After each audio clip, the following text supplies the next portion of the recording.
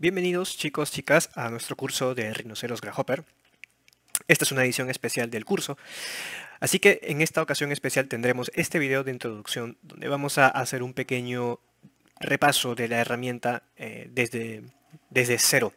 Este es el único video introductorio pregrabado, el cual les estamos entregando, básicamente para tener un acercamiento a la herramienta y aclimatarnos con Rhinoceros y Grasshopper a partir de la interfase de usuario. Para poder empezar, para los que nunca, si es que nunca han tenido un acceso directo o un encuentro con la herramienta, es importante tener en cuenta que la versión de prueba la pueden descargar desde la misma web de Rhino en rhino3d.com/download. En este apartado van a poder encontrar que existe, dependiendo si tienen Windows o Mac, nosotros recomendamos utilizar Windows en este caso. Pueden descargarse la versión de evaluación por 3 meses con sus correos educacionales, sin ningún problema. Adicional a eso, deben haber recibido ya un correo con el acceso al Trello. Esta herramienta es la herramienta principal con la que se va a trabajar en esta temporada y la herramienta principal con la que hemos venido trabajando muchas temporadas. Adicionalmente, ustedes podrán encontrar un link para poder descargarse los plugins y software que vamos a utilizar en esta temporada. Pueden encontrar esta lista de plugins que ha sido enviado por correo, así que aquí está absolutamente todo lo que vamos a necesitar en esta temporada y cómo instalarlos. Así que tómense un tiempo para poder revisar esto. Es importante poder tener en cuenta cómo funciona la herramienta. Durante las 9 clases que vienen, vamos a ver esto de manera gradual, no los vamos a ver todos a la vez, así que aváncenlo y revísenlo con calma. Para poder empezar con Rhinoceros es importante tener en cuenta que vamos a tener que manejar una plantilla. Para los que nunca han trabajado con Rhinoceros, es importante ver lo siguiente. La primera ventana, la primera pantalla de acceso a Rhinoceros es importante debido a que desde ahí se puede manejar las plantillas. Voy a regresar a la ventana porque ha desaparecido. Voy a irme a Help, About Rhinoceros. Y acá está. En esta primera pestaña es importante tener en cuenta que en el apartado de New o Nuevo podemos seleccionar las plantillas. Esto es importante saberlo porque evidentemente dependiendo del tipo de detalle en el que se va a trabajar en Rhinoceros, es importante manejar las plantillas porque cada plantilla, si bien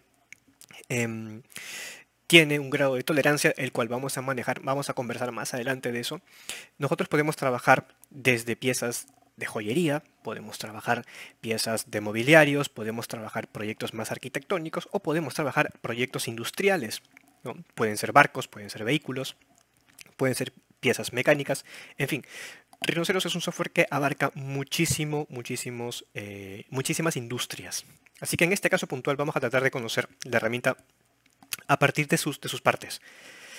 En nuestro caso puntual vamos a explorar objetos que van un poco más hacia lo arquitectónico. No es un curso específicamente de arquitectura, pero es un curso orientado a piezas de escala arquitectónica. Si bien en nuestro curso vamos a ver muchos procesos que se pueden aplicar a muchas industrias, hay que tener en cuenta esto. Si los que trabajen aquí, los que trabajen en el campo de la joyería, probablemente tendrán que trabajar en una plantilla en milímetros, por ejemplo. Los que trabajen en un campo un poco más de detalle de arquitectura pueden trabajar, por ejemplo, en una plantilla en metros. Ahora tengan en cuenta que también hay otra plantilla en metros para objetos pequeños. ¿Esto por qué? Porque, claro, en algunos casos va a ser importante gestionar piezas con mayor cantidad de decimales. Esto hay que tenerlo en cuenta. Igual estos procesos se pueden cambiar durante el modelado, no hay ningún problema. En nuestro caso puntual vamos a abrir una plantilla en metros. Acá me está preguntando si quiero guardar, le diré que no. Listo. Esta es la interfase de usuario de Rhinoceros. Lo que vamos a hacer ahora es simplemente entender dónde están las cosas, dónde están los objetos, cómo se llaman las herramientas. Es importante saber esto antes de empezar el proceso de modelado. Así que a partir de aquí, lo que vamos a hacer es ver cómo está compuesto Rhinoceros o de qué partes está compuesta Rhinoceros.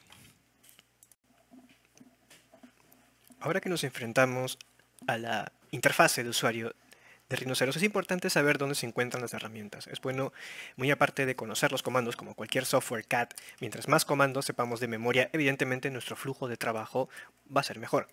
Pero es importante saber dónde se ubican los comandos y cuál es la naturaleza de los comandos. Así que para empezar, el Rhinoceros se divide en una serie de partes. Vamos a tratar de empezar viendo desde la parte superior a la inferior. En la parte superior tenemos nuestra famosa línea de comando. La línea de comando o el área de monitoreo. La línea de comando es importante, como cualquier software CAD. La línea de comando es el espacio que nos va a permitir comunicarnos con la herramienta o saber qué es lo que la herramienta nos está intentando decir a nosotros y qué es lo que nosotros le estamos diciendo a la herramienta. Este tipo de líneas de comando es muy común en los software CAD.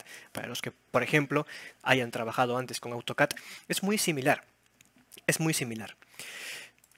Esto lo voy a maximizar un poco para más o menos ver qué es lo que está pasando. Cualquier, digamos, comando, comentario que querramos compartir con la herramienta, en este caso con Rhinoceros, lo vamos a tener que negociar desde la línea de comando.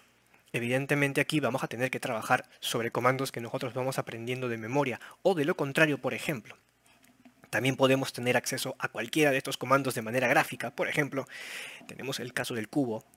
Si yo le doy un clic a este comando, automáticamente lo que vamos a ver en la línea de comando es ejecutado el nombre del comando, o sea, acá me dice cuál es el nombre del comando, y automáticamente me pregunta por una serie de parámetros. Claro, sí, hay muchas maneras de dibujar de modelar un cubo, evidentemente. En principio es desde el centroide, pero hay muchas maneras de negociarlo. Y eso es importante saberlo. ¿Por qué? Porque automáticamente cada comando que nosotros apliquemos en la línea de comando depende de una serie de variables o de lo que podemos conocer como parámetros. Y eso es importante saberlo. Vamos a trabajar siempre en base a parámetros. La forma en cómo nosotros dominamos o controlamos la herramienta es a través de los parámetros. Y esto se va a repetir en Rhinoceros y también lo vamos a ver de manera más profunda en Grasshopper. Así que a eso hay que tenerle mucha atención. Dicho esto, ya vimos la línea de comandos. Después tenemos esta especie de, digamos, botones de herramientas horizontales. También tenemos esta barra de herramientas vertical o lateral. Lo que estamos viendo en la barra superior es lo que se conoce como cinta o ribbon. Puede que en algún otro software lo conozcan como ribbon o cinta, ¿vale? Pero lo que estamos viendo acá en la barra superior es una serie de herramientas comprimidas en una cinta. También se conoce esto como tab. Puede que en algún caso escuchen la terminología ribbon, puede ser que en otro caso escuchen la terminología tab. Y en español se lo conoce como cinta. Es en esta barra superior, en esta sucesión, en esta cinta de comandos, donde vamos a encontrar todos o prácticamente todos los comandos con los que vamos a trabajar en Rhino. Y claro, están agrupados por tipología, evidentemente. Para empezar tenemos la barra de herramientas estándar, que es, digamos, donde se encuentran los comandos que más se van a utilizar, o entre comillas, más se utilizan, ¿vale? Es donde se comprimen, digamos, los componentes más conocidos. Y algo que es importante matizar es de que la cinta superior tiene una relación con la barra de herramientas lateral. Esta es nuestra barra de herramientas lateral. ¿Por qué? Porque muchos de los comandos que vamos a poder revisar desde estos tabs, de alguna manera se van a ver maximizados en la barra de herramientas laterales. Por ejemplo, en Rhino tenemos el tab de estándar, que digamos, son los comandos que más utilizan. Tenemos el C-Plane. ¿Qué rayos es el C-Plane? El C-Plane es este espacio que estamos viendo acá en Rhinoceros. Vamos a matizar eso en un momento. Tenemos pestañas de vista, ¿vale? Tenemos pestañas de la pantalla en sí misma, como vemos las cosas. Tenemos un tab de selección. Hay muchas maneras de seleccionar objetos en Rhinoceros. Tenemos los viewports, tenemos visibilidad, tenemos transformación, esto es lo que vamos a conversar más adelante. Y a partir de aquí tenemos una cuestión bien interesante. A partir de los apartados de curvas, superficies, sólidos, sub-D, mallas, renderizado y dibujos, nos vamos a dar cuenta que cuando presionamos el tab de curvas, automáticamente la barra de herramientas lateral se actualiza. ¿Por qué? Porque lo que estamos viendo aquí es que en esta barra horizontal no se encuentran el 100% de herramientas correspondientes a curvas. De manera que automáticamente la barra lateral se actualiza. Entonces, como vemos aquí, la barra de herramientas se convierte en una especie de L. Y este mismo criterio, va a pasar cuando veamos los componentes para superficies, para sólidos, para SAPDIS, mallas, herramientas de renderizado y dibujo 2D. ¿Sí? Y bueno, a partir de aquí está el tab de la pestaña de las novedades de Rhino 7. Estos dos tabs que estamos viendo aquí son unos plugins adicionales que hemos, en mi caso puntual, he instalado. En mi caso puntual tengo el V-Ray, ahí tiene su tab, y en el caso de Polyhedra también tengo mi pestaña. Dicho sea de paso, este plugin lo vamos a utilizar, así que en algún momento lo van a tener que descargar. Dicho esto, es importante saber dónde se encuentran estos componentes y esto lo van a aprender con el uso de la herramienta. Yo les aconsejaría mucho, o no les aconsejaría mucho, depender siempre de la barra estándar. Si bien en la barra estándar van a encontrar componentes comprimidos de curvas, van a encontrar algunos componentes comprimidos para superficies, para volúmenes, algunos objetos de transformación, etcétera, que está bien. Digamos, no van a encontrar el 100% de los comandos.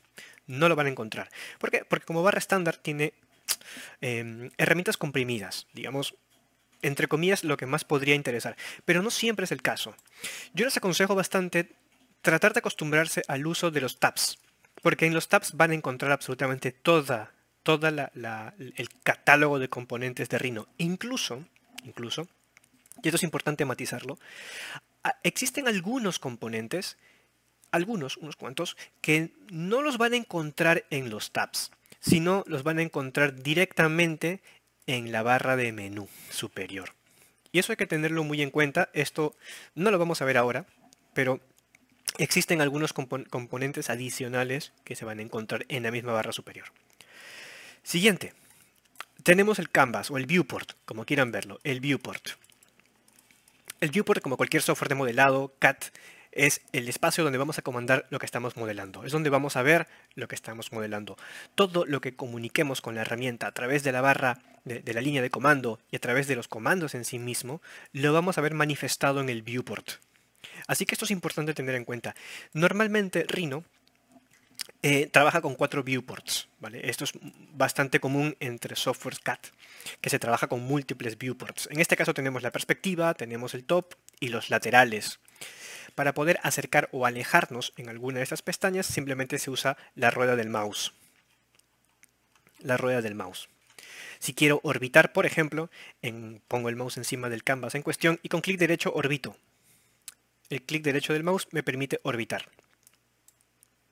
¿Vale? Y bueno, en el caso del top, en el caso de las vistas laterales, evidentemente el clic derecho no me va a servir para orbitar, sino para hacer un pan, o un desplazamiento, o un paneo, como quieran, como conozcan esta palabra.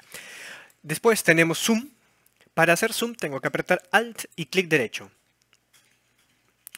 ¿No? Nuevamente, Alt y clic derecho es zoom. Clic derecho únicamente es orbit.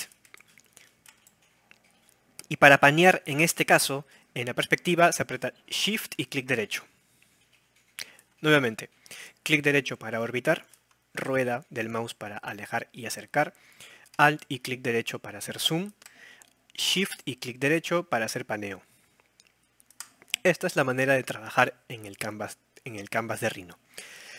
¿Qué sucede si quiero maximizar, por ejemplo, la perspectiva? ¿Qué pasa si solamente quiero trabajar en un solo viewport? No quiero trabajar ni en el top ni en los laterales.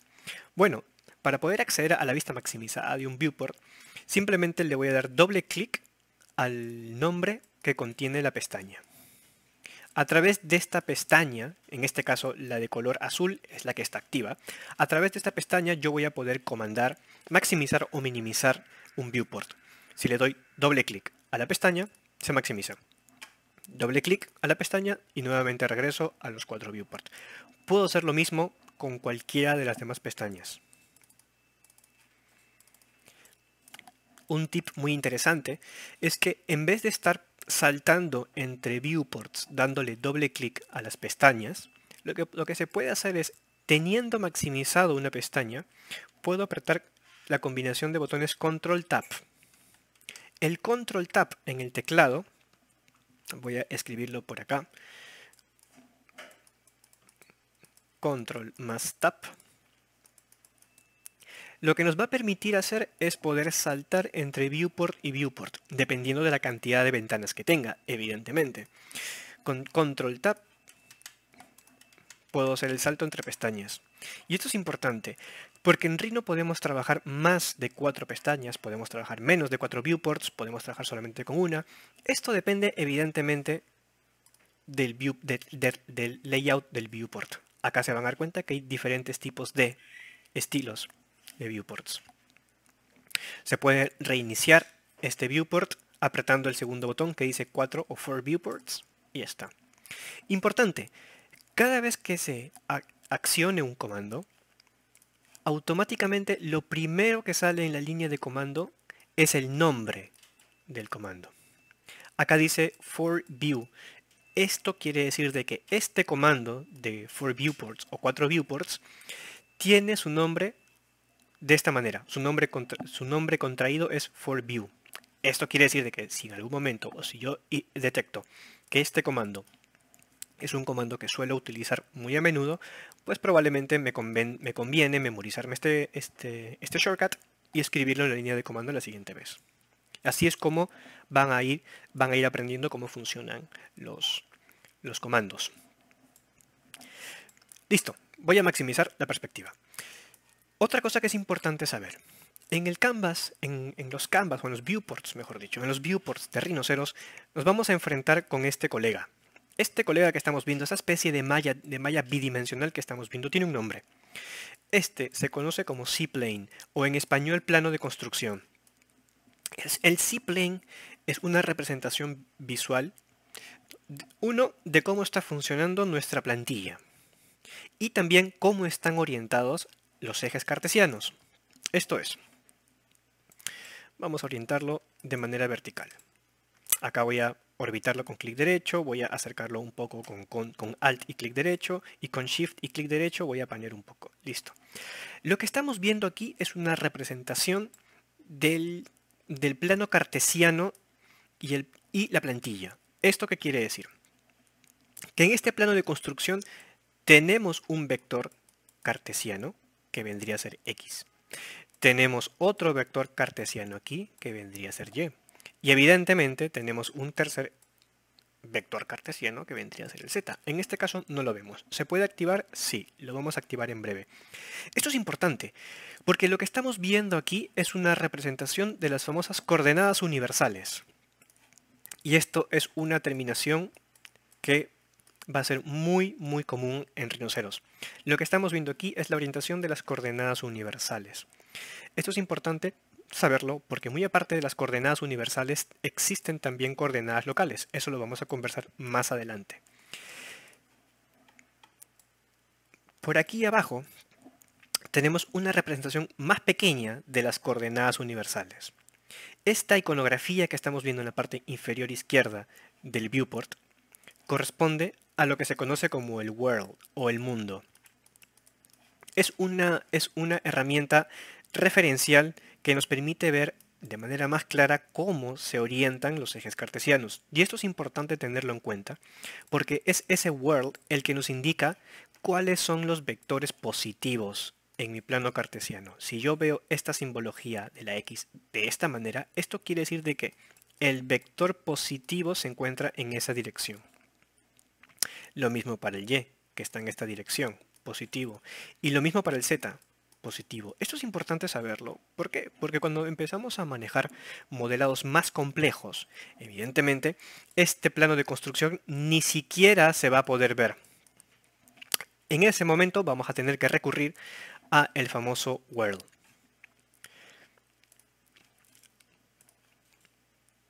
Vamos a ver esto un poco por acá. Aquí en la derecha tenemos una barra adicional de comando. Esta barra de comando es una barra de herramientas adicionales, es como una barra de soporte. No es menos importante, porque muchas de las herramientas rápidas lo vamos a poder comandar desde nuestra barra lateral. ¿Sí? Como pueden darse cuenta, en mi caso yo tengo más botones, y esto es porque esta barra de herramientas lateral se puede editar, que es lo que vamos a hacer. Por ejemplo, por defecto tenemos nuestra nuestro tab de propiedades. Esto es muy común porque cada vez que nosotros modelemos algo, por ejemplo, una caja, voy a darle clic al botón Box. Voy a dibujar una caja en el origen del C-Plane. Para dibujar una caja desde el origen del C-Plane, solamente aprieto 0 y Enter. A partir de ahí, mi cubo se ha anclado al origen. Lo que estamos viendo aquí es simplemente una representación de cómo modelar un cubo. Evidentemente, para modelar un cubo necesito darle 3 valores: largo, ancho y alto. Eso quiere decir de que en esta línea de comando me está preguntando, seleccione el siguiente punto o la longitud. Si yo le pongo 10, Enter, lo que va a hacer es que me va a dar un largo de 10 metros. Ahora me pide el ancho. Si vuelvo a apretar 10, Enter, me va a dar el ancho, 10 por 10. Y lo siguiente que me pide es la altura. 10, Enter. Y ya está. Lo que acabo de modelar es un cubo. Así de simple. Ahora, lo que estamos viendo aquí es una vista lineal virtual del modelo. Esto quiere decir de que estamos trabajando en un estilo wireframe, en un estilo transparente. ¿Se puede modificar la forma en cómo vemos nuestro objeto? Sí. ¿Dónde? En la misma pestaña donde comandamos el viewport. Si yo le doy clic al triángulo, este triángulo al costado del nombre de la pestaña, nos va a salir una ventana flotante. Esta ventana flotante es la que me permite comandar uno de los apartados más importantes de Rhino, que son los estilos. Todos esos nombres que dicen wireframe, shaded, render hasta ray trace son estilos de vista en Rhinoceros. Esto no tiene nada que ver con los viewports, tiene que ver con cómo vemos las cosas en el viewport. Esto es la pestaña de visibilidad. Perdón, la pestaña de display. La pestaña de display es la que nos permite comandar la forma en cómo vemos las cosas en Rhinoceros. Esto es, me voy a ir, por ejemplo, a Shaded, y automáticamente la forma en cómo veo el objeto cambia. Esto es importante tenerlo en cuenta. Ahora, antes de pasar a la herramienta lateral, lo que estamos viendo aquí es una grilla bidimensional. Muy aparte de los ejes cartesianos que ya hemos comentado, estamos viendo aquí una especie de grilla reticular en la que tenemos unas líneas más gruesas y unas líneas más delgadas. ¿Qué es lo que está pasando aquí? Lo que está pasando aquí es que estamos viendo de manera gráfica nuestra plantilla o nuestro template, como quieran verlo. Ya que nuestra plantilla estaba en metros, lo que estamos viendo aquí es una representación de una unidad que mide 1 metro por 1 metro. Si nuestra plantilla hubiera sido en milímetros, lo que estaríamos viendo aquí es una unidad que mide 1 milímetro por 1 milímetro. Y por ende, lo que estamos viendo en esta grilla más oscura vendría a ser un 10 por 10. Esto es importante conocerlo porque esta va a ser una manera muy útil de mantener exactitud en nuestro modelado. Ahora, evidentemente esta grilla es referencial. Quiere decir de que si yo hago un modelo que supera el tamaño de la plantilla, el tamaño del C-Plane, evidentemente no voy a poder ver esta grilla. Pero para empezar, creo que es una grilla bastante grande. Tener en cuenta eso. Ahora, un pequeño tip. Cuando nosotros navegamos a través del viewport, orbitamos, acercamos, alejamos, desplazamos, hacemos zoom, sucede un pequeño problema. Es que cuando nos acercamos, por ejemplo, a este cubo e intento orbitar, no puedo. Esto es un error muy clásico en Rhinoceros, que se pierde el enfoque del orbit.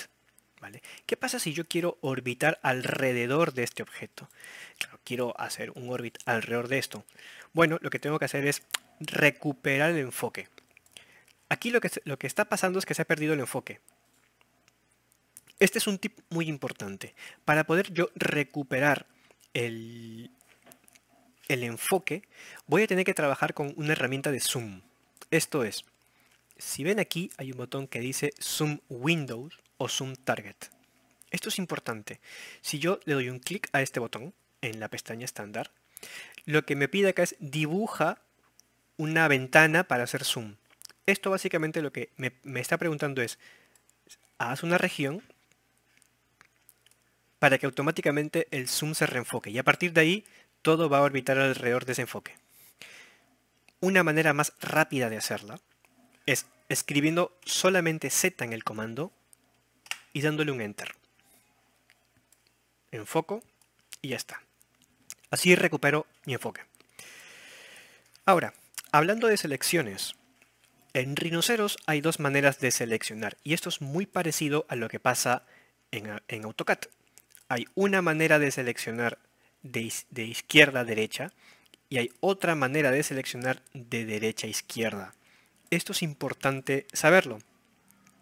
Si yo intento seleccionar un objeto de izquierda a derecha, se van a dar cuenta que la región que se está creando es una región azul con línea continua.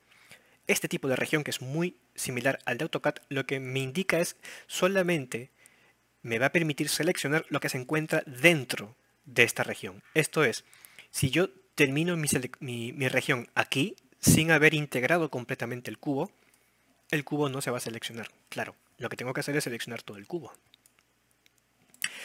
Y de derecha a izquierda, la región que se crea es una región con líneas punteadas. Esto quiere decir de que cualquier objeto que sea intersectado por esta región se va a seleccionar.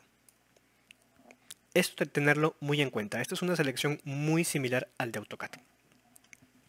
Dicho esto, regresando ahora sí a nuestra barra lateral. Tenemos siempre por defecto nuestra barra de propiedades. La barra de propiedades nos va a contar el estado de las cosas. El estado de la plantilla, o el estado de los objetos, el estado de los materiales, el estado de los elementos que se encuentran dentro del canvas de Rhino, dentro de nuestro viewport. Si yo, por ejemplo, le doy un clic al cubo, me saldrán sus propiedades, me saldrán detalles del objeto. En este momento esto no nos sirve mucho, pero cuando tenemos objetos más complejos, elementos mucho más complejos, siempre hay que considerar revisar sus propiedades. Eso probablemente en algún caso más adelante lo veremos. Otro de los objetos, otro de los apartados importantes en nuestra barra lateral es la de capas o layers. Esto funciona muy similar que AutoCAD. Esto lo menciono porque hay muchas personas que aprenden Rhino sabiendo AutoCAD. Así que esto va a ser muy similar a AutoCAD. En este curso vamos a tener mucho cuidado del uso de las capas, pues porque vamos a tener mucho control de los detalles, vamos a atacar muchos detalles, así que vamos a tener que trabajar mucho la parte de capas. ¿Qué más tenemos por acá? A partir de aquí, estos apartados no tienen que ser similares al de ustedes, el que tienen cuando uno crea una cuenta por primera vez en Rhino. Esta barra lateral, estos tabs en la barra lateral son distintos. La pregunta es, ¿cómo activo estas herramientas adicionales? Si nos vamos a esta pequeña tuerca en la parte derecha, ¿vale? Y le damos clic, se va a maximizar una ventana flotante. Esta ventana flotante lo que básicamente va a hacer es indicarnos las herramientas adicionales que yo puedo adjuntar a esta barra de soporte. En resumen, vamos a trabajar con el display, vamos a trabajar con help, vamos a trabajar con name views y nada más. Si desean sacar el sol o el sun, probablemente lo van a encontrar aquí abajo. Aquí me está ocultando el logotipo de Lima 1, pero aquí está el sol. Esto es importante. En este caso puntual, este componente de Fologram lo pueden descargar. En este curso lo vamos a necesitar. Así que si no han instalado el plugin de Fologram, probablemente no lo van a encontrar acá. Una vez que tengan instalado Fologram, probablemente les va a salir aquí. Y una vez que lo tengan, también lo pueden activar, pues vamos a trabajar con esta herramienta más adelante. Dicho eso, el display es este monitor, es el que nos va a permitir controlar visualmente los objetos, cómo se ven los objetos. Su única función va a ser tener control sobre las cuestiones visuales, nada más. Ahora no lo vamos a tocar. El sol sirve para lo que su nombre dice. Pueden también sacar name views, que básicamente es el apartado de creación de escenas en Rhinoceros. Esto lo vamos a utilizar. Pueden incluso utilizar otro comando que se llama snapshots. Snapshots es muy similar a NameViews, la única diferencia es de que snapshots nos permite crear animaciones entre escenas. Ese también es un apartado muy importante porque lo hemos utilizado bastante y lo utilizamos bastante para hacer explosivas. Tendrán a Follogram, pueden tener las notificaciones y al final, pero no menos importante, el help. Y sobre este componente me quiero centrar un momento. Sean principiantes, intermedios o usuarios avanzados en Rhinoceros, el help es el mejor asistente que van a tener. En la medida en que tengan este apartado activo, el auto-update, lo que va a suceder con el help es que cada vez que yo escriba un comando o cada vez que yo ejecute un comando desde cualquiera de los tabs, siempre me va a salir el nombre del comando con su historia. Esto es, si por ejemplo yo me voy al apartado de sólidos, que es donde se encuentran los sólidos platónicos, ¿vale? Los sólidos básicos para empezar, y quiero dibujar un cono o modelar un cono, le doy clic al componente. El siguiente paso es que nuevamente en la línea de comando me dice el nombre del componente, me pregunta por los parámetros básicos para empezar a modelar, ¿vale? Y en el help automáticamente se activa toda la historia del comando. Esto es, me muestra una animación de cómo se modela, me cuenta cuáles son los parámetros internos del componente y me muestra toda la historia posible de vida y por haber. Esta información es la misma información que van a encontrar en cualquier catálogo de soporte de Rhinoceros. Solo que aquí, evidentemente, suelen haber una animación. Esto ténganlo muy en cuenta. ¿Por qué? Porque incluso en esta historia o en este historial del componente nos indica dónde se encuentra nativamente la herramienta. ¿Esto qué quiere decir? Acá lo que dice esta pestaña de menú es que el comando cono, o sea, este comando, se encuentra a su vez en un apartado de herramientas sólidas o sólidos. O sea, este solid es muy probable que sea un tab que está aquí. Esto es importante saberlo. Hay que ser muy observadores con esto. Porque cuando nosotros empezamos a memorizarnos comandos, memorizarnos estas líneas de comando o estos shortcuts, solemos tender a olvidar dónde se encuentran las cosas. Y a mi parecer, de manera negativa, creemos que todo se encuentra en estándar. Es posible que se encuentre en estándar. Por ejemplo, la herramienta cono sí lo vamos a encontrar en estándar. Por más que no lo veamos aquí, el cono está ahí. ¿Dónde? Bueno, como yo ya sé de memoria el camino, yo sé que se va a encontrar en este apartado donde está el cubo. Pero ¿dónde exactamente? Si se dan cuenta, algunos comandos tienen este pequeño triángulo debajo. Por ejemplo, aquí también. Y así pueden ver algunos. Eso es lo que se conoce como cascada. Cascada. Cascada quiere decir de que dentro del comando hay más comandos.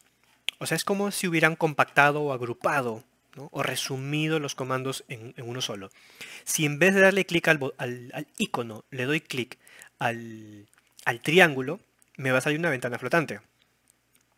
O sea, la cascada. Aquí está el cono. Y ya está. Puedo dibujar mi cono.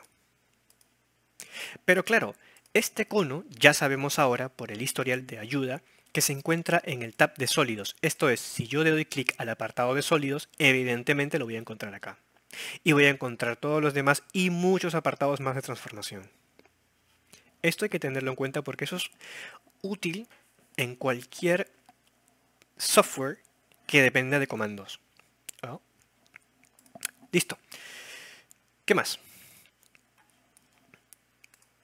En algunos casos, y para esto vamos a irnos a estándar, en algunos casos, muy aparte del icono, muy aparte del triángulo de cascada, se van a dar cuenta que en algunos casos, como por ejemplo el caso del punto, cada vez que ponga el mouse encima va a aparecer una ventana flotante de color gris.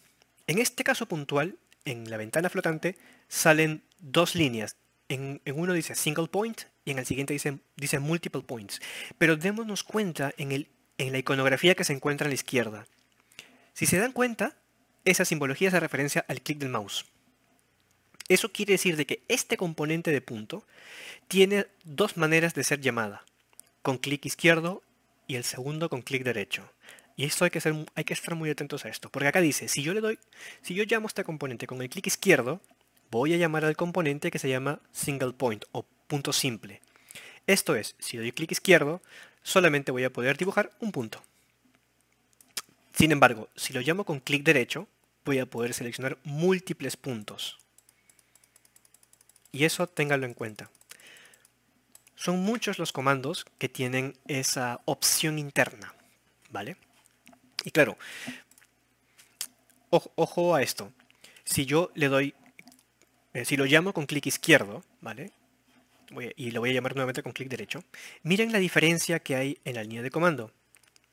Con clic izquierdo el comando se llama point. Con clic derecho se llama points en plural. Ojo a eso. Porque un comando puede tener varios nombres, varias maneras de ser llamado. Como paréntesis, se deben haber dado cuenta que hay un guión bajo en la línea de comando. Eso ténganlo en cuenta.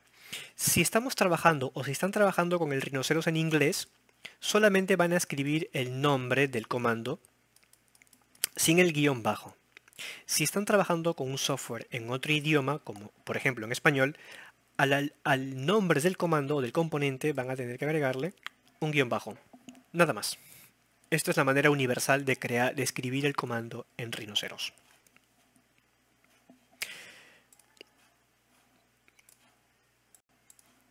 Listo. Voy a borrar todos los elementos que están modelados aquí. Simplemente voy a crear una región y con el botón Delete los borro. Así de simple. Listo. Ya hemos visto lo que está pasando en la línea de comando. Hemos visto lo que pasa en los tabs. Hemos visto lo que pasa en el viewport. Hemos visto lo que pasa en la barra de herramientas. Y aquí abajo tenemos la última barra. La barra de OSNAPs. No es menos importante. Mucho del control y la forma en cómo controlamos rinoceros también es a través de los OSNAPs. Así que esto lo vamos a matizar. Tenemos lo siguiente. Tenemos la pestaña de Grid Snap. Tenemos la pestaña de ortogonal, la pestaña planar, OSNAP Smart Track, Gumball y Record History. Y Filter al final. Vamos a ir paso a paso con cada uno de ellos. Para esto voy a acercarme un momento al origen de VisiPlane y vamos a conversar un momento sobre el Grid Snap. El Grid Snap, en tanto yo tenga apagado el Grid Snap, apagado o encendido el Grid Snap, voy a poder tener el control de esta grilla reticular del Z-Plane. Esto es, por ejemplo, y vamos a empezar a dibujar algo simple. Voy a empezar a dibujar curvas, ¿vale? Recuerden que en rinoceros hay muchas maneras de dibujar curvas. Puedo dibujar polilíneas, puedo dibujar splines o curvas de grado 3. Vamos a conversar después sobre a qué me refiero con los grados de las curvas. Podemos tranquilamente llamar a las líneas a través de estos dos comandos de curvas que se encuentran en estándar. Recuerden que también tienen unas cascadas, así que hay más maneras de dibujar curvas. Pero, como hemos quedado, vamos a llamar a las curvas desde el tab correspondiente, o sea, desde la herramienta de curvas. Aquí están todas las maneras de dibujar las curvas. Vamos a empezar con polilínea. Voy a dejar activo mi pestaña de Help para ver qué es lo que está pasando. ¿Dónde se encuentra la polilínea? Se encuentra aquí, polilínea. Cuando le dé clic, evidentemente me va a salir su nombre, Polyline. También en el Help me sale su nombre, Polyline. ¿Vale? A la siguiente vez ya no le voy a dar clic al comando, pues escribiré directamente Polyline en la línea de comando. Vamos a dibujar un cuadrado que sea de 10 por 10, ¿vale? Voy a empezar en el origen. Para empezar en el origen, 0 Enter. El 0 simplemente lo que va a hacer es, sea un objeto bidimensional o tridimensional, lo va a anclar al origen. Así de simple. En la medida en que yo, por ejemplo, tenga el Grid Snap apagado, mi forma de dibujar en este momento va a ser de manera libre. No voy a poder tener ningún punto de referencia. Si yo activo el Grid Snap, automáticamente todo lo que dibuje o lo que intente dibujar se va a anclar a esta grilla de 1 por 1. Esto es, si yo llevo el mouse aquí, aquí y aquí, voy a estar 100% seguro que la curva que acabo de dibujar es de 10 por 10. Se puede tener un control exacto de las curvas Claro que sí. Podría irme, por ejemplo, al top. Podría escribir polyline y empezar a dibujar desde este punto. Si yo, por ejemplo, desplazo el mouse hacia la derecha y escribo 10, enter, ¿vale? Lo que voy a hacer es crear una curva que mida 10 metros y automáticamente después tengo que indicarle la dirección. Aquí. Listo. Ya creé mi primera curva. Quiero irme hacia arriba, 10, enter. Hacia acá, 10, enter. Luego me pide dirección, aquí. Y luego lo cierro acá. Ya está. Ahora me voy a la perspectiva y es lo mismo. Tengo dos curvas de 10 por 10. El trabajo con el grid snap tiene que ser negociado. Hay algunos momentos en los que convendrá estar anclado al Z-plane y en otros casos no. Esto hay que saber negociarlo. El ortogonal, como su nombre dice, me permite tener el control ya no de la dirección de los objetos, sino de su rotación. Esto es, vamos a irnos al top. Si por ejemplo yo quiero rotar este elemento, lo que voy a hacer es escribir el comando rotate, ¿no? Rotate. El comando rotate me pide un centro de rotación, yo quiero que sea este punto inferior izquierda, y me pide un ángulo de referencia, o sea, esta base, porque digamos, es esta línea horizontal la que yo quiero rotar. Mientras el ortogonal esté apagado, la forma de rotar este objeto va a ser libre. No. Igual yo puedo escribir el ángulo, puedo escribirle 15, enter, y va a rotar 15. Pero ¿qué pasa si quiero tener el control de ciertos ángulos? ¿Qué pasa si quiero que mi objeto se ancle cada 30 grados, por ejemplo? Allí es donde entra el apartado de ortogonal. Para poder activar el ortogonal se le puede dar clic izquierdo, pero para poder saber cuál es el ángulo por defecto que está controlando el botón de ortogonal, se le va a dar clic derecho y vamos a ir al apartado de settings. En sus propiedades vamos a poder ver cuál es el ángulo por defecto con el que está trabajando el ortogonal. Acá dice 90 grados. Yo lo voy a bajar a 30, por ejemplo, y le voy a poner OK. A partir de aquí, si le dan clic derecho, se van a dar cuenta que dice el ángulo ortogonal está seteado a 30 grados. Eso quiere decir de que si yo tengo el apartado ortogonal activo y escribo el comando rotate e intento hacer una rotación nuevamente, mi rotación se va a anclar cada 30 grados. Nuevamente, esto hay que saber negociarlo. Voy a apagar el ortogonal. Voy a escribir rotate. Voy a intentar rotar nuevamente mi geometría. Sí. Evidentemente el ángulo de rotación va a ser libre. Sin embargo, si mientras estoy haciendo la rotación yo mantengo presionado el botón Shift del teclado, automáticamente se va a activar el botón de ortogonal.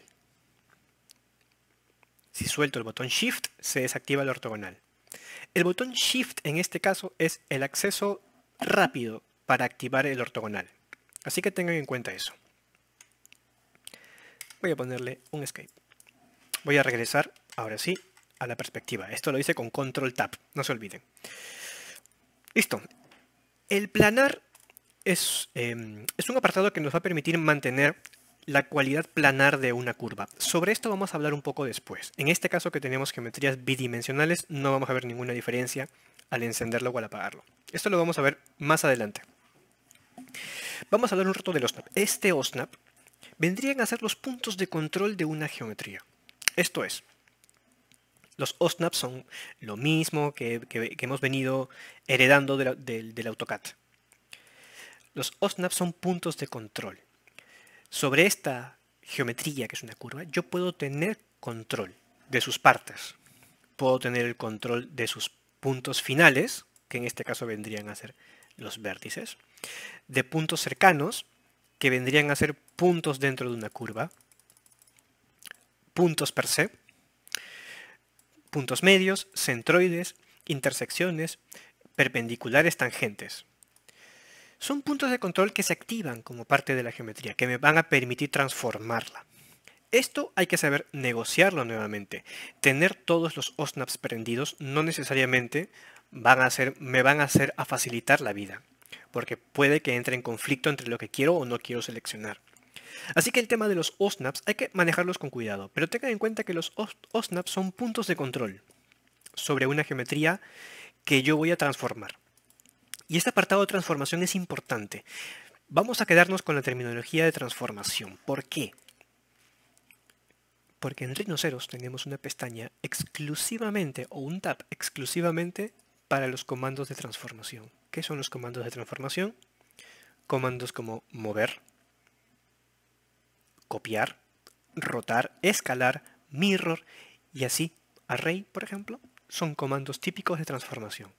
¿Esto qué quiere decir? Que si yo, por ejemplo, quiero mover un objeto, lo que estoy haciendo estoy transformándolo.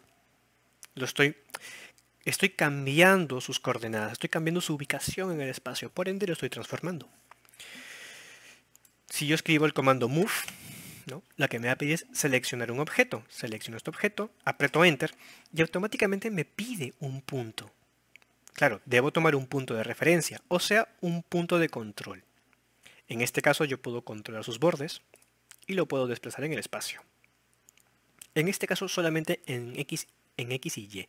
Si yo lo quiero desplazar hacia la derecha 5 metros, pongo 5, Enter y se mueve 5 metros a la derecha. Si yo quiero copiar, comando copy y lo puedo copiar. Enter. Si no recuerdo cuáles son esos comandos de memoria, tengan en cuenta que lo que estamos haciendo es estamos transformando. De manera que en la pestaña o en el tab de transformación vamos a encontrar todos esos comandos básicos que ya hemos venido heredando de otros softwares, ¿no? El mover, move, copy de copiar, rotate de rotar, scale para escalar, mirror, como mirror o espejo, si quieren verlo así.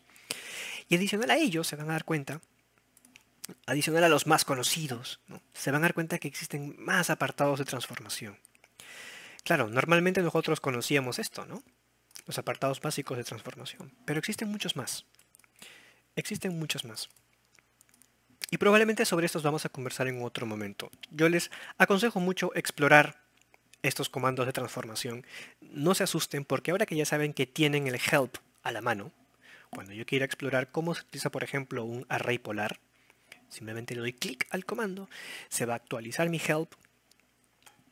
Evidentemente, lo primero que me dice es cómo se llama el comando, después me indica cuál es la ruta del comando, dónde se encuentra el comando, y luego me explica cómo utilizarlo con una animación. Yo hasta el día de hoy sigo utilizando el help, ya que me parece un apartado de ayuda realmente valioso. Así que tengan en cuenta esto. Si tienen el Rhinoceros en español, les saldrá todo esto en español. Dicho esto, el Smart Track. ¿Qué es el Smart Track? El Smart Track lo que hace es permitirme tener control de las extensiones de una geometría. Por ejemplo, ¿qué pasa si yo? Vamos a hacer un pequeño ejemplo. Vamos a tomar esta curva y lo vamos a rotar 45 grados. ¿Sí? Voy a escribir rotate, lo selecciono, le doy un enter. Voy a tomarlo del punto superior y lo voy a rotar 45 grados. ¿Qué pasa si deseo tener el control de la extensión de esta línea horizontal y la extensión de esta línea en diagonal? ¿Qué pasa si quiero tener el control de esa intersección? Pues lo que tengo que considerar es que debo tener el control de sus extensiones. Esto se logra con Smart Track. Lo que vamos a hacer es, por ejemplo, en la intersección de estos dos vamos a dibujar una curva. Entonces voy a escribir el comando polyline y automáticamente lo que voy a hacer es primero asegurarme que el Smart Track está encendido y voy a poner el mouse en el vértice en cuestión. Cuando el vértice en cuestión se prende de color blanco, como se dan cuenta, miren, voy a volver a poner el mouse encima y se va a poner negro. Cuando el vértice se enciende de color blanco, quiere decir que acaba de encontrar un Smart Track. Así que cuando yo desplace el mouse, solamente voy a desplazar el mouse a la derecha, se va a encender una línea blanca. Esta línea blanca es lo que se conoce como Smart Track. Igualmente aquí, en este vértice, ya se encendió blanco, de manera que aquí ha identificado evidentemente dos líneas de extensión, hacia la izquierda y hacia la derecha. Y en vertical también. Pero yo no quiero esta intersección, yo quiero la intersección que viene a 45 grados. Ahí está. Intersección. Si se dan cuenta, sale una ventana flotante que dice INT. Este INT evidentemente hace referencia al OSNAP de intersección. Para eso tengo que asegurarme también que mi OSNAP de intersección esté prendido. Claro, porque lo que estoy buscando es una intersección de unas extensiones. Clic y ya está. Ahora podré dibujar la figura que necesite.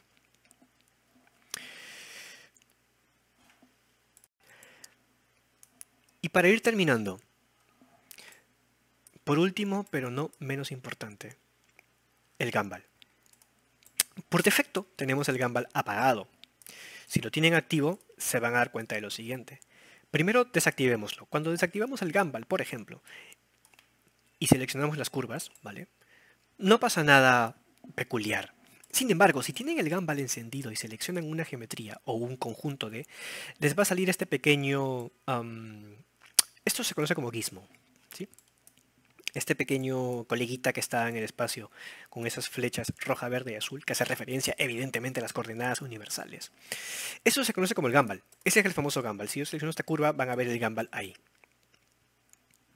Este Gumball lo que va a hacer es me va a permitir tener el control de los apartados de transformación básicas. Como ya lo hemos mencionado hace un momento, los comandos de transformación básica son mover, rotar, copiar, escalar, ¿sí? Y mirror también. Incluso hasta podemos hacer mirror. El Gumball nos va a ayudar a controlar esos comandos de transformación básicas. Y esto es importante, porque utilizado el Gumball de manera inteligente, podemos construir, podemos modelar, podemos transformar objetos tridimensionales. Así que eso es lo que vamos a hacer.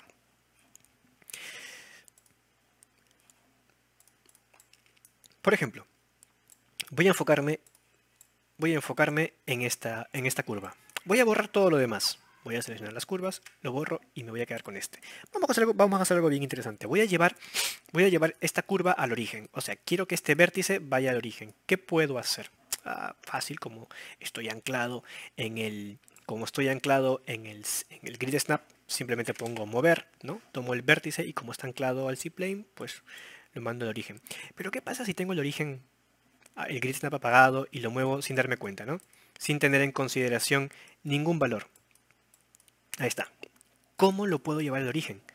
Aprieto Move, tomo el punto, pero no tengo el control de ningún punto en el espacio.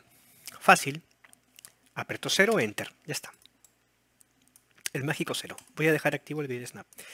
A partir de acá, y gracias al Gumball, voy a poder prescindir de los comandos de movimiento, de rotación, de escalado, de mirror, de una manera bien sencilla. Si se dan cuenta, en este Gumball tenemos una flecha roja, una flecha verde y una flecha en Z. Bueno, o mejor dicho, y llamemos a las cosas por su nombre. Un vector X, tenemos un vector Y y tenemos un vector Z. Estos son representaciones de vectores, ¿sí? Si yo quiero desplazar o quiero mover esta curva a través del eje o a través del vector X, lo que voy a hacer es voy a tomar el Gumball desde la flecha o desde el vector en X y lo desplazo. Ya está. Lo mismo puedo hacer para Y y lo mismo puedo hacer para Z. Repito, puedo desplazarlo en X, puedo desplazarlo en Y, puedo desplazarlo en Z. Si se dan cuenta, entre las flechas aparece una grilla de colores, una grilla bicolor. En este caso puntual estoy viendo una grilla roja y azul. Eso quiere decir que yo puedo tomar a esta geometría a través de este plano o a través de esa grilla azul y roja y lo puedo desplazar en el plano X y Z en este caso. ¿Cómo lo sé? Porque esta línea roja hace referencia al vector X y esta línea azul hace referencia al vector Z. O sea, si yo tomo la geometría desde este plano, lo que voy a hacer es mover mi geometría en el plano XZ, más no en el Y. Pareciera que se está yendo, ¿no?, hacia el fondo, pero en verdad lo estoy elevando. Si yo, por ejemplo, roto ligeramente el órbit, aparece otro plano. En este caso, un plano verde con rojo. Eso quiere decir de que a través de este plano solamente voy a poder mover la geometría en el plano XY. Y también, si lo muevo así, pues tengo verde-azul, que vendría a ser YZ, plano YZ. Muy atentos a eso. ¿Qué más? También podemos rotar el objeto a través de estos arcos de colores. Evidentemente el arco azul hace referencia a la rotación en Z. El arco en rojo hace referencia a la rotación en X, a través de X, y el verde a través de Y. Y ya está. Así de simple. Ahora, pequeño gran detalle. Vamos a hacer control Z para dejarlo como estaba originalmente. Miren este pequeño detalle, del cual vamos a conversar más tarde también. Si yo, por ejemplo, decido rotar este objeto alrededor del eje X, por ejemplo, lo voy a hacer al ojo, aquí.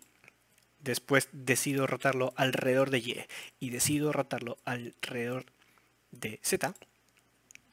Miren cómo el gumball sigue la orientación de la curva.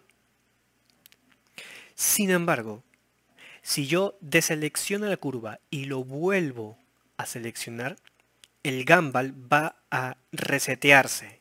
O lo que va a hacer el gumball es seguir la lógica de las coordenadas universales. Y esto es importante saberlo. Porque claro, ¿qué pasa si yo quiero que el gumball siga respetando la orientación de la curva? ¿Se puede? Sí se puede. ¿El gumball se puede editar? Sí se puede editar. Pero lo vamos a hacer más adelante. Esto tenerlo en cuenta, porque el gumball por defecto se ancla, ¿vale? O depende de las coordenadas universales. No siempre es el caso, se puede editar. El gumball puede depender de otras cosas más, pero por defecto dependen muchísimo de las coordenadas universales. De allí que el vector en X del gumball sea paralelo, digamos, al vector X de la coordenada universal. Eso tenerlo en cuenta. Listo. Lo que voy a hacer es voy a regresarlo a su estado original apretando control Z. Listo. Y lo vamos a llevar al origen. En este caso puntual, claro, si yo quiero desplazar con el gumball hasta el origen, va a ser un dolor de cabeza. En este caso puntual, que yo quiero llevar este vértice, el origen, me conviene comunicarme con rinoceros con el comando mover. ¿Por qué? Porque el comando mover es el que me activa la línea de comando y puedo recién seleccionar un punto y escribir 0. Recién ahí. El uso entre el comando y el gumball también hay que saber manejarlo, hay que saber negociarlo. Ahora la pregunta, bueno, y aparte de la rotación también se puede escalar. Evidentemente con estos anclas, estas líneas punteadas y este ancla en verde, que vendría a ser el escalado en Y. Vamos a hacerlo un poco más pequeño. Luego tenemos el escalado en X. Y si se preguntan por qué no aparece el escalado en Z, es porque esta curva pues no tiene volumen, ¿vale? No tiene tridimensionalidad. Claro, si yo roto este objeto, por ejemplo, y lo vuelvo a seleccionar, ahora sí tiene tridimensionalidad. Y recién me sale este apartado. ¿Sí?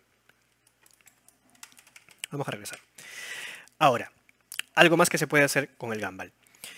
Si se dan cuenta, algo adicional con el gumball. Existe aquí un pequeño ancla blanco. Ese ancla blanco hace referencia a las propiedades del gumball. Esto es, si le dan clic a el ancla blanca, les va a salir una ventana flotante. Estas son las propiedades del gumball. Todavía no lo vamos a revisar, pero sirve para eso. Otra manera de seleccionar o activar las propiedades del gumball es dándole clic derecho sostenido sobre el punto de origen del gumball. Si le dan clic derecho sostenido, van a ver que el mouse se le activa como un símbolo flotante y lo sueltan, va a pasar lo mismo. Cualquiera de los dos casos. Ahora, para ir cerrando este video de introducción. Cosa importante. El gumball también me permite tener control de transformación exacta. Esto es, si yo quiero desplazar mi geometría, por ejemplo, 1,5 metros hacia la derecha o en este caso a través del vector en X, lo que hago es, en vez de mantener presionado el mouse para desplazarlo, presiono una sola vez, un solo clic, en este caso al vector en X. Me sale esta ventana flotante. En esta ventana flotante recién me voy a poder comunicar directamente con la herramienta de manera exacta. Lo quiero mover 1,5 metros, pues 1,5. Ya está. Vamos a hacer el mismo intento en Y, 1.5, y en Z, 1.5. Lo mismo para la rotación. ¿Qué pasa si lo quiero rotar, por ejemplo, alrededor de X 15 grados? Pues le doy un clic. Y atención a esto. Si se dan cuenta, hay un círculo desarrollado con puntos y unas direcciones. Esa dirección o estas flechas que me indica la curva, este arco o este círculo, hace referencia al valor positivo de rotación. Esto es, si yo escribo 15, va a rotar en ese sentido de la dirección de la flecha, o en el sentido de la dirección de ese vector en arco, ¿no? Tener en cuenta eso. ¿Por qué? Porque si lo que yo quiero es que rote 15 grados, ¿no?, hacia el otro sentido, lo primero que tengo que hacer es revisar, ¿no?, le doy un clic, revisar cuál es la dirección, control Z. Primero tengo que revisar cuál es la dirección de estas flechas. O sea, esto lo que me está diciendo es, desde este sentido, vamos a ponerlo en este sentido, ¿eh? En este sentido horario, vendría a ser el valor positivo. Si yo quiero rotarlo en el sentido opuesto, evidentemente le pondré menos 15. Eso hay que tenerlo en cuenta, ¿sí? Lo mismo sucede con el desplazamiento. Si yo en vez de desplazarlo en esta dirección, quiero desplazarlo en la otra dirección, en la dirección azul, tengo que darme cuenta qué es lo que me está indicando el whirl. Estas líneas existentes me hacen entender a mí la dirección positiva. De manera que, si yo quiero ir hacia el lugar opuesto, en vez de poner 1.5, menos 1.5. Listo. Y para ir finalizando el apartado del Gumball. Gumball no solamente me permite controlar los apartados básicos de transformación, sino también me permite construir. En el caso de esta curva, hay algo más que podemos hacer, y es extruirla. Si se dan cuenta, en el mismo Gumball, a través de los vectores, hay unos pequeños círculos. Estos círculos nos indican algo bueno, que esta geometría se puede extruir. Quiere decir que si yo, en vez de desplazar, por ejemplo, esta geometría a través del vector, lo desplazo a través del punto. Si lo desplazo, lo que estoy haciendo es extruirlo.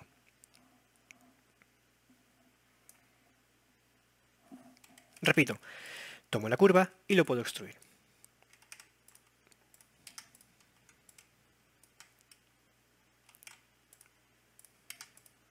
A través del círculo lo extruyo. ¿Sí? Ahora, otra cosa interesante. Si yo, por ejemplo, desplazo la geometría y mientras lo desplazo aprieto control, mantengo presionado control en el teclado, también lo voy a extruir. Son dos maneras de hacerla. Acá me indica de que puedo seguir extruyéndola. Pero aquí, por ejemplo, la geometría se va a romper. Claro, porque estoy extruyendo dos planos verticales, ¿no? Y aquí se generan mis primeros problemas de superposición. Pero en fin, vamos a hacer algo muy interesante. El record history y el filter lo vamos a ver posteriormente. El Gumball, ya para finalizar este video de introducción, el Gumball también me va a permitir construir. Y para esto vamos a partir de un cubo. Listo. Lo que vamos a hacer ahora es vamos a modelar un cubo. Vamos a empezar de un cubo de 10 por 10 por 10. Para modelar el cubo, lo que vamos a hacer es escribir el comando box, ¿sí? O lo que pueden hacer es desde la barra de estándar, ahí pueden encontrar el box, o correctamente en el apartado de sólidos se encuentra el box. Es lo mismo. Vamos a partir del origen, 0, enter, y vamos a hacer un 10 por 10 por 10. 10 por 10 por 10. Un cubo de 10 por 10 por 10. Si se dan cuenta, a partir de aquí, por ejemplo, en el Gumball, sucede algo. Y es que los puntos de extrusión ya no aparecen. ¿Por qué? Porque ahora estamos trabajando con un sólido. Evidentemente los sólidos no se pueden extruir como sólidos. Lo que está pasando aquí es que nos estamos enfrentando ante una geometría emparentada. Y esto es una cosa bien interesante, porque el Gumball, si bien el Gumball nos permite tener el control, digamos, de la geometría en su conjunto, ¿vale? También puedo tener acceso a las partes del modelo.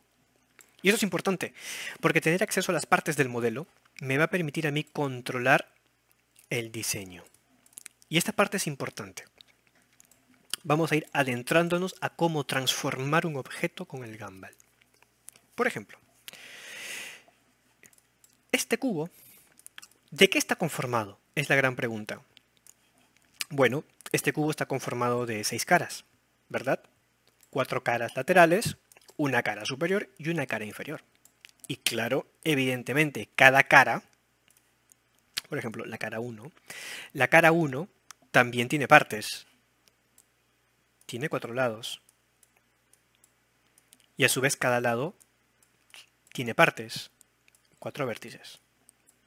Esto es importante saberlo, porque todas las geometrías compuestas están, bueno, por el hecho de ser geometrías compuestas, pues tienen partes.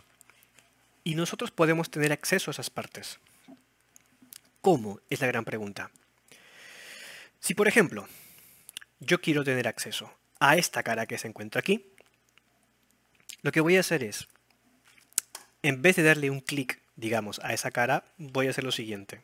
Voy a apretar Control, Shift y clic.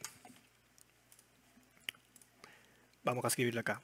Vamos a escribirlo de color magenta. Para acceder a una parte de una geometría, o de un volumen, o de una geometría en general, la combinación es la siguiente. Control más Shift más clic. En este caso, clic izquierdo. Este es el paso correcto. Entonces lo que vamos a hacer es lo siguiente. Control Shift, clic izquierdo a la cara de la derecha. Lo que estoy haciendo es, estoy accediendo a una parte de la geometría. No la estoy explotando, porque si yo exploto la geometría, digamos, estas caras van a ser independientes, pero yo lo que no quiero es que pierdan esa conexión que tienen con todas. Entonces, si yo, por ejemplo, Control Shift, clic izquierdo a esta cara, se van a dar cuenta que el Gumball ahora se ubica en el centroide de esa cara. Quiere decir de que yo, por ejemplo, la puedo desplazar y por ende voy a transformar la geometría original. Puedo desplazarla en Z, puedo regresar en X, puedo tomar la siguiente cara, Control Shift, clic izquierdo, lo puedo extruir, o lo puedo desplazar, lo puedo desplazar más arriba. Y acá viene lo interesante. Esta cara, que ya es un plano bidimensional, lo puedo extruir. Si se dan cuenta, ahí está el círculo verde. Si yo lo jalo desde ahí, lo que voy a hacer es extruirlo. Vamos a jalarlo un poco hacia adelante. Vamos a atacar esta cara, por ejemplo. Control Shift, clic izquierdo. Mientras lo desplazo, aprieto Control para que se extruya. Es lo mismo. Puedo tomar la cara. Lo puedo escalar, miren. Lo puedo escalar con el ángulo de escalado. En Y y en Z. Vámonos acá. Control Shift, clic. Miren, lo puedo extruir hacia arriba. Lo puedo escalar. ¿Qué pasa si quiero escalar esta cara de manera equidistante? Mientras lo escalo de uno de los lados, aprieto Shift. Y se escala de manera equidistante. ¿Qué pasa si quiero que esta cara sea plana o que sea paralela al piso? Fácil. En este caso puntual, este es un tip. Puedo utilizar el escalado en Z y lo puedo desplazar así. O más fácil, Control Shift clic izquierdo, le doy un clic al ancla en Z y aprieto 0 y se va a poner plana. O se va a poner paralela al suelo. Puedo seguir extruyendo.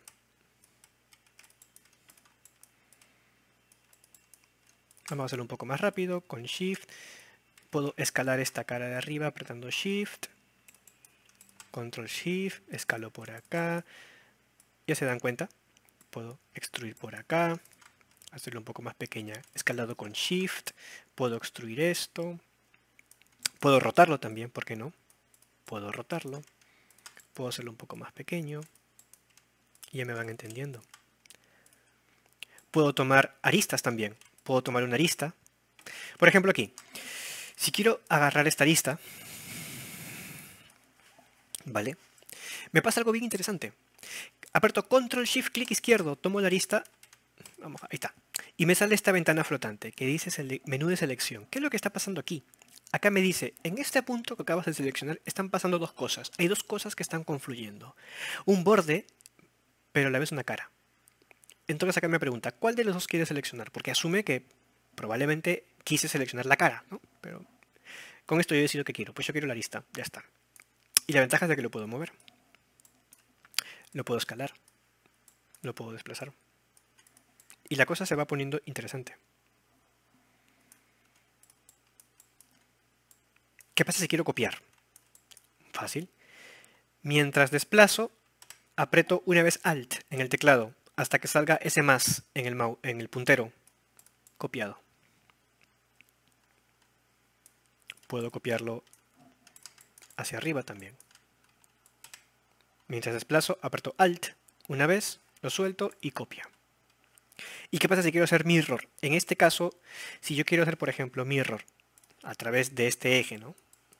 Que se haga un mirror por acá, probablemente me conviene acá utilizar, acá sí me conviene utilizar una elevación frontal. Probablemente voy a tener que irme a otra de las vistas, buscar una vista en elevación, acá está el right, pongo right, y a partir de aquí puedo seleccionar todo esto, mirror, tomo este punto de referencia, vertical, y ya está. Y así empiezo a construir. Esto es el primer paso para modelar con rinoceros. Si se dan cuenta, a partir de aquí, el modelado complejo depende mucho de la creatividad de la herramienta. Aquí exclusivamente estamos utilizando el Gumball para construir. Y este va a ser nuestro primer gran paso. Es importante matizar esto, y con esto terminamos esta primera parte, que estamos trabajando con una tipología muy particular de geometría. Y en rinoceros no existe un solo tipo de geometría. Si bien este tipo de geometría, cuando veamos sus propiedades, acá nos va a decir que es una polisuperficie, ¿vale? Existen otras tipologías de geometrías. Y sobre eso vamos a conversar en las siguientes sesiones. Muy aparte de las polisuperficies, muy aparte de las superficies, o las geometrías NURBS, las famosas NURBS, muy aparte de estas geometrías que digamos, los NURBS son la base de rinoceros. Esto es una tipología de geometría. Pero en rinoceros vamos a encontrar tres tipologías de geometrías con matemáticas distintas, digamos, o con un proceso de construcción distinto. Esto que estamos viendo a continuación sigue la lógica de los NURBS. Lo vamos a explicar en la siguiente sesión. Pero adicionalmente vamos a encontrar las famosas mallas y sobre todo en Rhino 7 vamos a encontrar las famosas subDs. Vale. Y con esto vamos a ampliar un montón nuestro horizonte de diseño. Así que nos quedamos con esta idea hoy y nos encontramos en la siguiente sesión para poder adentrarnos un poco más, teniendo en cuenta esta pequeña introducción. Vamos a adentrarnos un poco más ahora sí a profundidad a cómo se utilizan las geometrías en Rhino y cómo hacer procesos más complejos. Vamos a estudiar también las ventajas del record history y el filter. Si bien, para poder cerrar, solamente hemos trabajado hasta esta cantidad de OSNAPs, vamos a matizarlo de nuevo, hasta aquí. Existen algunos OSNAPs adicionales o algunos puntos de control adicionales en rinoceros del cual vamos a conversar también. Así que dicho esto, nos vemos en las siguientes sesiones para poder adentrarnos un poco más sobre la herramienta. Gracias a todos.